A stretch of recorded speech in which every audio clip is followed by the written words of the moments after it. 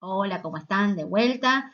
Iniciamos este segundo video. En este video vamos a trabajar la mirada histórico-crítica sobre la psicología evolutiva y a partir de estas críticas vamos a ver cuál es la propuesta de la psicología del desarrollo, que es la perspectiva a la que adherimos en la cátedra. Vamos a trabajar a su vez algunos ejes para definir el desarrollo humano. Por un lado, la propuesta de la psicología del desarrollo acompañada de los enfoques genéticos y del modelo organicista. Un segundo eje, que es la perspectiva del ciclo vital. Un tercer eje, que es la crítica a los abordajes prescriptivo-normativos y a las perspectivas del déficit. Y un cuarto eje, que es la producción de subjetividad. Y para ir cerrando, vamos a tomar un problema característico del ámbito educativo, que es el fracaso escolar, y vamos a ver cómo ese problema es pensado de distintas maneras según se esté mirando desde la perspectiva de la psicología evolutiva o desde la perspectiva de la psicología del desarrollo, y cómo desde marcos conceptuales de cada una de estas perspectivas el diseño de las intervenciones va a ser totalmente diferente. Bueno, arrancamos. La bibliografía que usamos para esta segunda parte es, por un lado, la misma que usamos para explicar el video anterior y por otro lado agregamos un texto que es un texto de Martí Sala que trabaja la perspectiva del ciclo vital.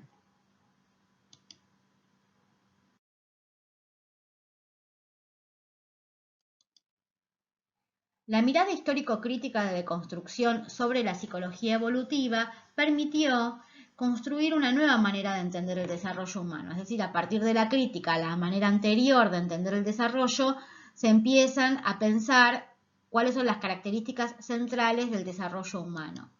También permitió identificar que muchas de las demandas históricas que se hicieron a la disciplina reaparecen contemporáneamente. No sé si ustedes recuerdan, pero en el video anterior vimos cómo las contribuciones de la psicología evolutiva fueron centrales para la legitimación, por un lado, del control social y de la gobernabilidad, y por otro lado, la convalidación del dispositivo escolar. Entonces, todavía en este momento histórico se siguen haciendo las mismas demandas a la psicología evolutiva y hay que estar muy atentos para no reproducir los errores históricos. Retomando a Guillen, podemos pensar que tanto la psicología evolutiva en su momento como la psicología del desarrollo, la que estamos adhiriendo desde la materia, ambas son consideradas disciplinas estratégicas. ¿Qué significa que son disciplinas estratégicas? Que son requeridas para resolver problemas de época. Y que en ese sentido lo que queda en evidencia es que sus aportes teóricos, sus contribuciones, nunca son neutras. En los orígenes de la psicología evolutiva, claramente la psicología evolutiva no tuvo una mirada crítica sobre las demandas que se le hacían en relación con el control social, la gobernabilidad y la legitimación científica de los dispositivos del poder y contribuyó con sus aportes teóricos.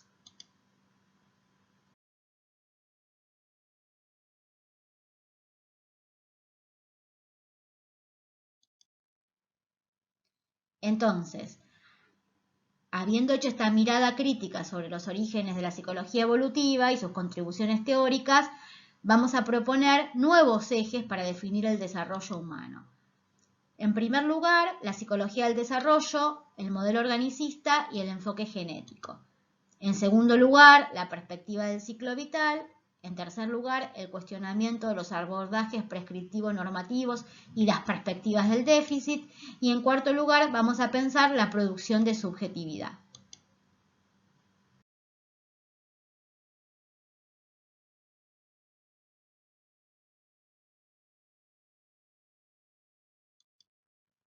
Entonces, desde el primer eje, la psicología del desarrollo.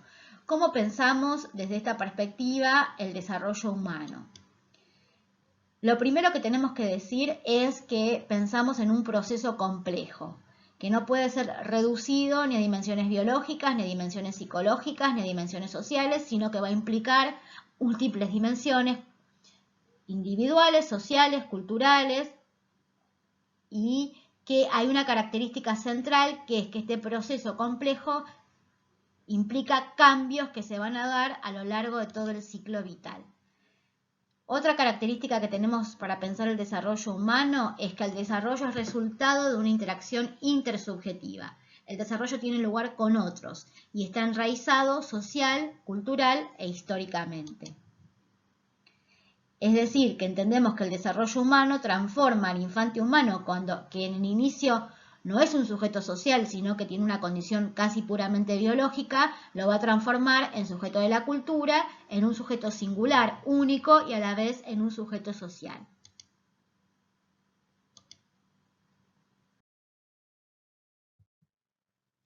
El modelo organicista va a plantear que el sujeto desempeña un papel activo en el desarrollo. A su vez, va a pensar las leyes generales del funcionamiento del desarrollo humano a lo largo de toda la vida, en vez de estar centrado en logros esperables en cada etapa. Es decir, no está pensando en términos cronológicos y cuáles son las adquisiciones específicas de cada etapa, sino que va a pensar cuáles son las leyes que organizan esas adquisiciones a lo largo de la vida.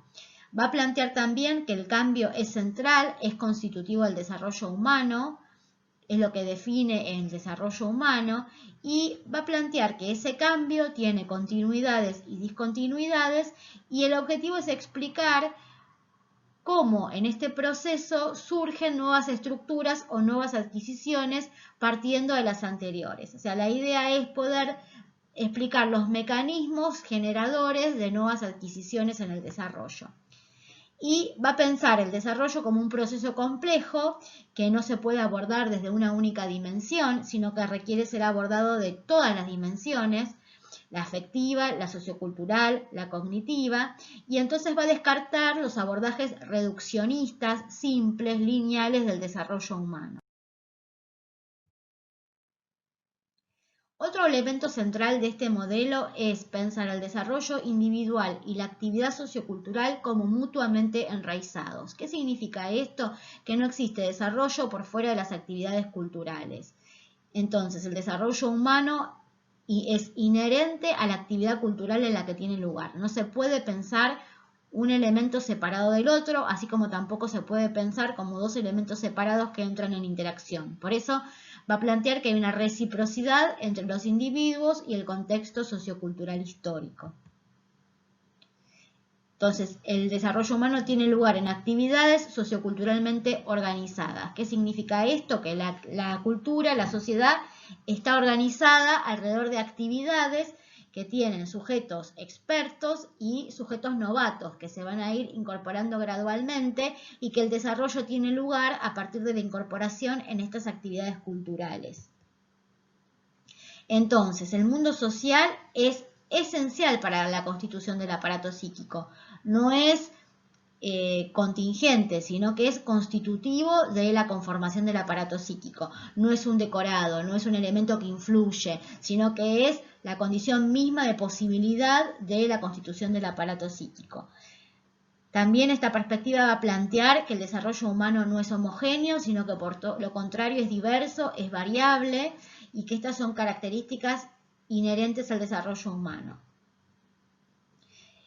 Va a plantear una mirada crítica a concebir el desarrollo desde un punto de vista natural, único, uniforme, con un punto de llegada previsto de antemano, sino que lo que va a plantear es que de acuerdo a los momentos históricos, a las culturas y a las sociedades, el desarrollo humano puede seguir diferentes caminos. Bueno, el video que acabamos de ver recién es un tráiler del documental Babies que muestra el primer año de vida de niñas y niños en diferentes culturas y un poco era para ver justamente la diversidad cultural, la diversidad de actividades que proponen los adultos de la cultura para las y los pequeños y cómo se van incorporando y cómo el desarrollo va teniendo lugar de distintas maneras en términos de diversidad y de variabilidad. Bueno, seguimos dentro de este mismo eje con el enfoque genético y el enfoque genético incluye distintas teorías, la teoría psicogenética de Piaget, la teoría sociohistórica de Vygotsky y el psicoanálisis freudiano. Este enfoque genético lo que va a plantear es que la historia de la vida del individuo es importante, es significativa, porque permite comprender las etapas siguientes y el desarrollo hasta llegar a la vida adulta. Es decir, que hay un entrelazamiento entre las primeras etapas de la vida y la llegada al mundo adulto. Entonces, da cuenta de la idea de un proceso. El desarrollo es pensado en términos de un proceso de conformación del aparato psíquico y de adquisiciones que permiten al sujeto ir avanzando en las distintas etapas del ciclo vital. También va a considerar el cambio como central, como constitutivo, y va a pensar que el desarrollo se caracteriza por la combinación entre periodos de cambio y periodos de estabilidad. Es decir, no es un cambio permanente, hay periodos de estabilidad y obviamente el cambio es central para poder pasar por las distintas etapas de la vida.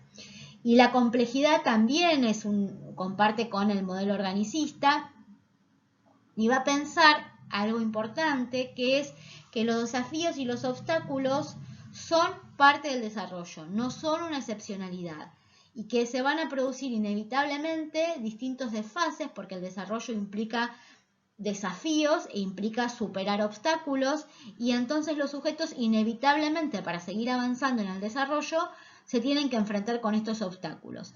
Y a su vez, así como los obstáculos y los desafíos son inherentes al desarrollo, también lo son las potencialidades. Entonces, en una mirada compleja sobre el desarrollo humano, tenemos que poder considerar los desafíos, los obstáculos y las potencialidades y no centrarnos exclusivamente en los obstáculos que enfrentan los sujetos. Vamos a trabajar ahora el segundo eje, que son los aportes de la perspectiva del ciclo vital. La perspectiva del ciclo vital va a empezar a partir de una crítica profunda a las concepciones de desarrollo tradicionales propias o características de la psicología evolutiva. ¿Qué va a criticar? Va a criticar de la psicología evolutiva que pone el énfasis en el individuo, en factores internos y en mecanismos invariables. También va a criticar esta idea del crecimiento evolutivo pensado en términos reduccionistas y simples exclusivamente desde la biología.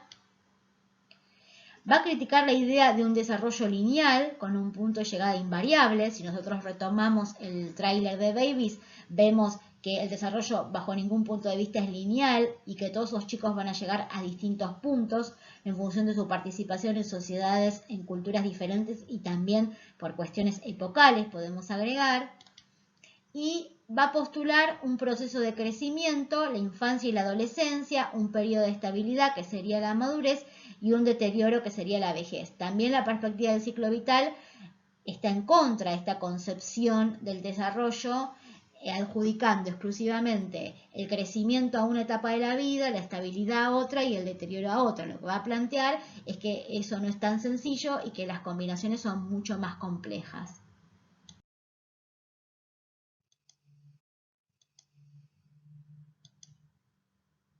Entonces, haciendo una mirada comparativa entre los planteos de la psicología evolutiva y los planteos de la perspectiva del ciclo vital, podemos ver que la psicología evolutiva va a estar centrada exclusivamente en la estabilidad.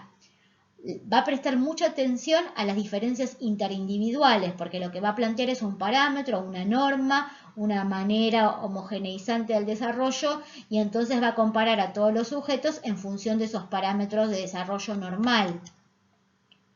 Entonces va a concebir el desarrollo como secuencial, en una única dirección o unidireccional, y que va a arribar a un estado final, igual, homogéneo para todos. Mientras que la perspectiva del ciclo vital va a estar centrada en la combinación entre cambio y estabilidad y va a pensar que esta combinación entre cambio y estabilidad difieren en su comienzo, en su duración y finalización de acuerdo a los sujetos y las culturas.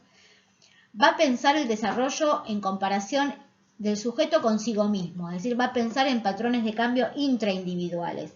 Va a pensar cómo el sujeto parte de una adquisición y va construyendo en el proceso de desarrollo otra, y entonces se va a comparar al sujeto con su propio desarrollo. Y no interesa si ese desarrollo está acorde a parámetros de normalidad.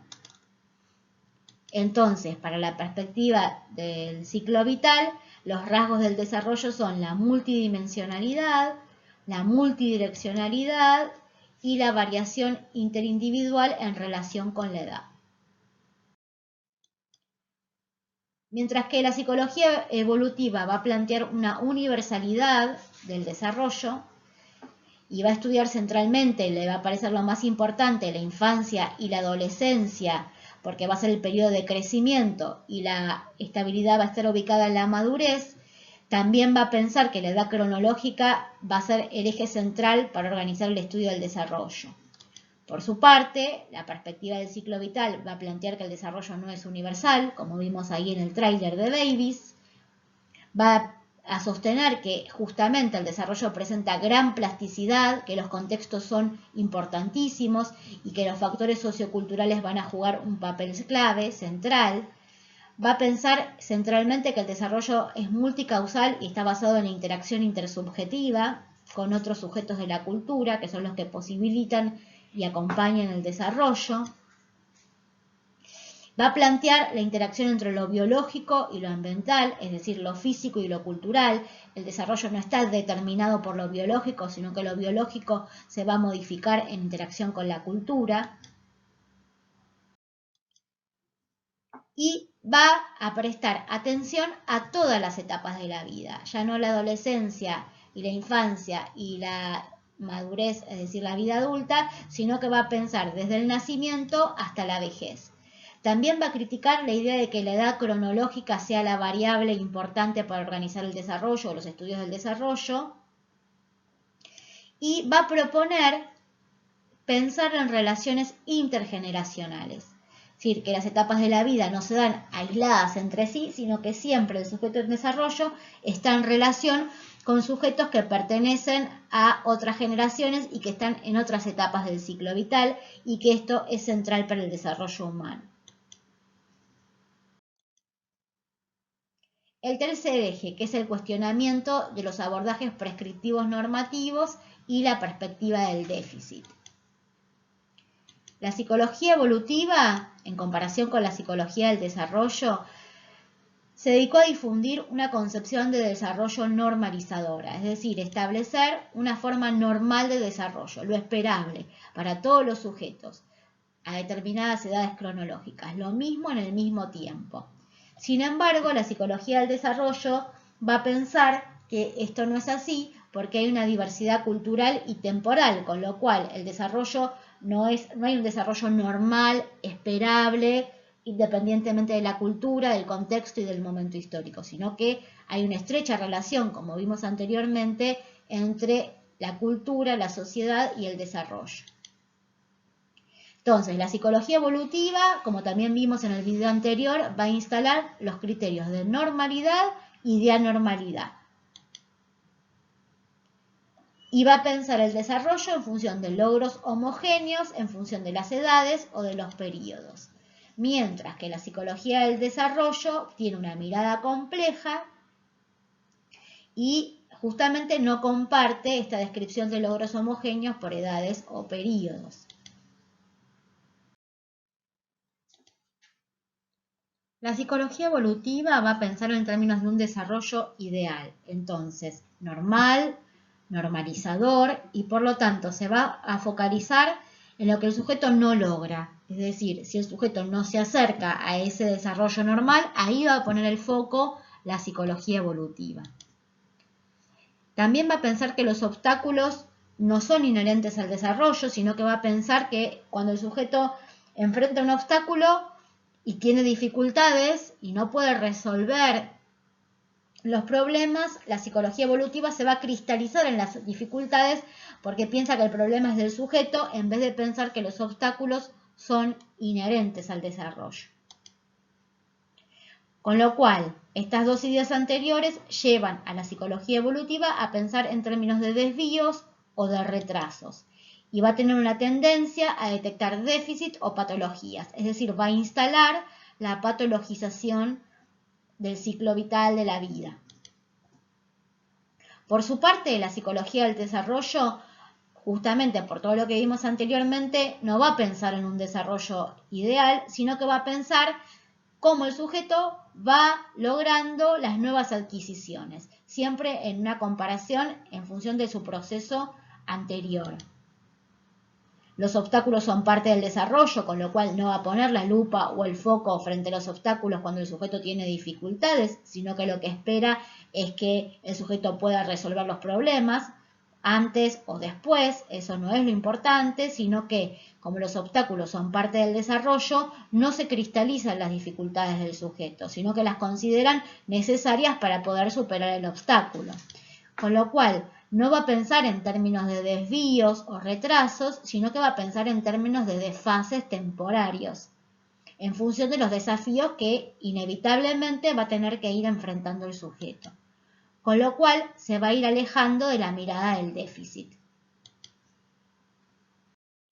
Vamos ahora a pensar un problema típico de la escuela, que es el fracaso escolar.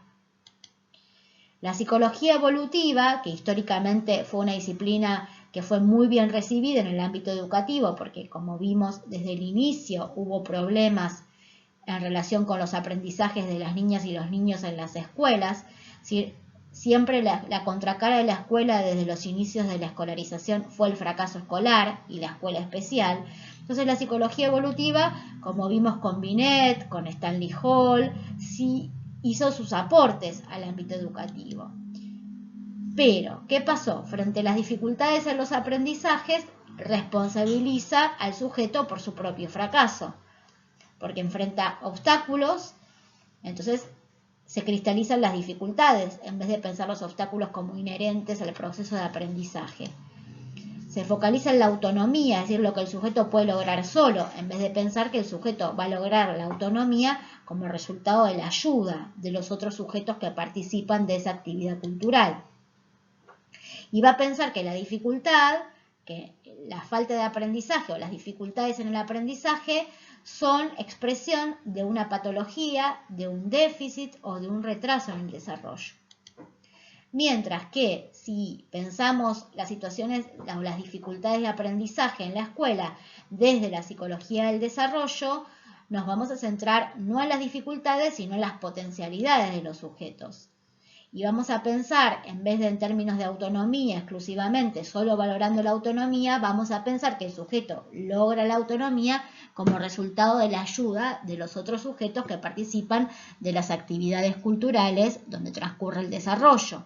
Entonces vamos a pensar cómo son esas ayudas y qué posibilidades se le están dando a los sujetos y en qué medida se recuperan sus potencialidades. Entonces se va a describir el desarrollo en términos positivos. Se va a pensar en lo que está en vías de ser adquirido, que el sujeto está enfrentando obstáculos, pero eso que da cuenta en realidad de que está en un proceso complejo de nuevas adquisiciones, que todavía no han venido, pero que van a advenir.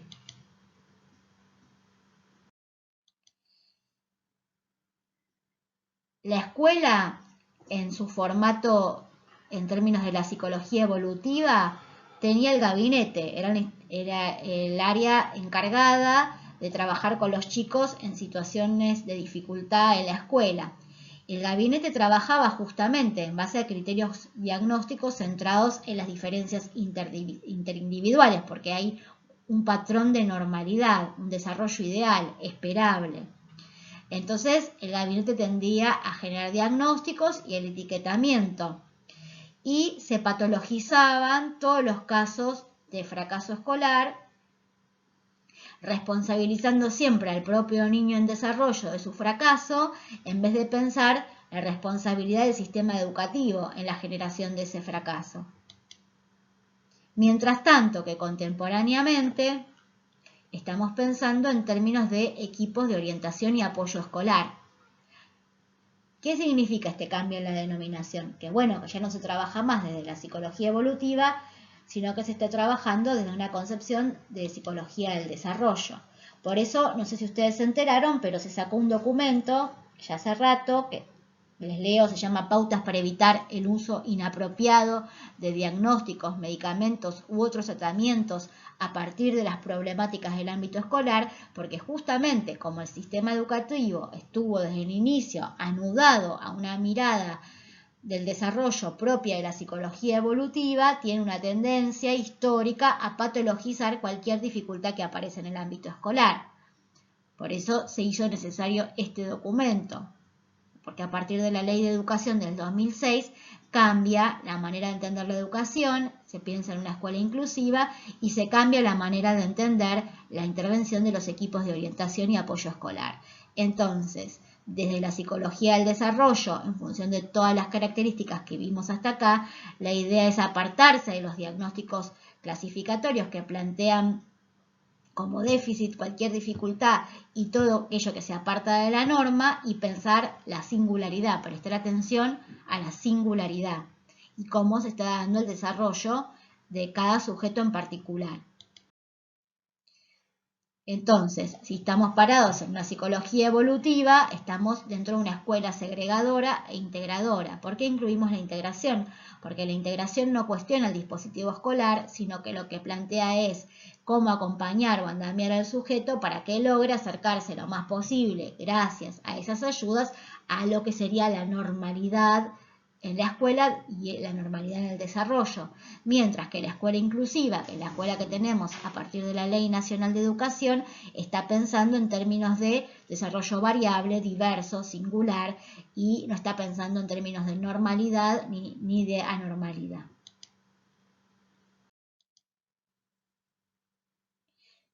Entonces, para ir cerrando, en una escuela segregadora o integradora, las categorías diagnósticas psicológicas operan legitimando la exclusión educativa. La integración, que pareciera ser una mejora de la mirada de la escuela segregadora o excluyente, en realidad sigue poniendo el déficit y la dificultad en el desarrollo en el estudiante.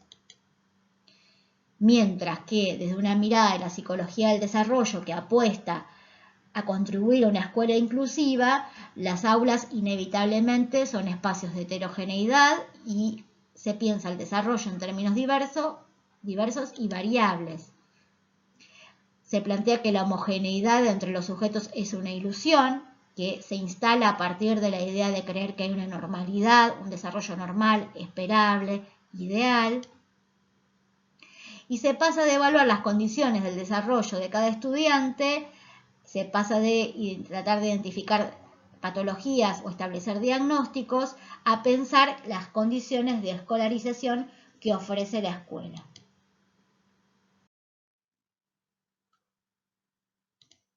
Y llegamos al cuarto eje para definir el desarrollo humano, que es la producción de subjetividad.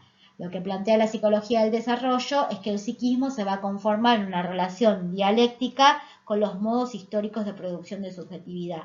Cuando pensamos en términos de producción de subjetividad, estamos pensando que cada sociedad necesita un tipo particular de sujeto y que en función de esas necesidades va a generar las instituciones que van a moldear la subjetividad de época. Entonces, la constitución del aparato psíquico está enraizada, entramada en esas instituciones que producen la subjetividad de época, que producen ese perfil de sujeto que se necesita en cada momento histórico. Entonces, cada etapa del ciclo vital va a adquirir nuevas características en función del momento histórico. Por eso pusimos algunas imágenes ahí. O sea, los bebés de este momento histórico están enfrente de las pantallas, los celulares, las tablets. Los bebés de otros momentos históricos, como vimos en la imagen de Bruegel el Viejo, están jugando en el medio de la comunidad y no tienen acceso al mundo digital. Las relaciones humanas de este momento histórico están mediatizadas por la tecnología. Si ustedes ven la imagen de los jóvenes, están todos mirando sus pantallas y no están interactuando entre sí. Entonces el aparato psíquico se conforma en esas condiciones sociales de existencia. No puede conformarse en forma ajena a la producción de ese momento histórico. Así, otra característica central de este momento histórico es el consumo. Por eso está la imagen del supermercado y los sujetos con los changuitos llenos, ¿no? En otros momentos históricos el consumo no era constitutivo y no se necesitaba conformar consumidores. Entonces el aparato psíquico, por ejemplo, para pensar en términos del psicoanálisis y los aportes de Freud, el aparato psíquico se conformaba en una sociedad con otras características que no giraba alrededor del consumo. Diferente es lo que sucede en la conformación del aparato psíquico contemporáneamente enraizada en esta sociedad consumista.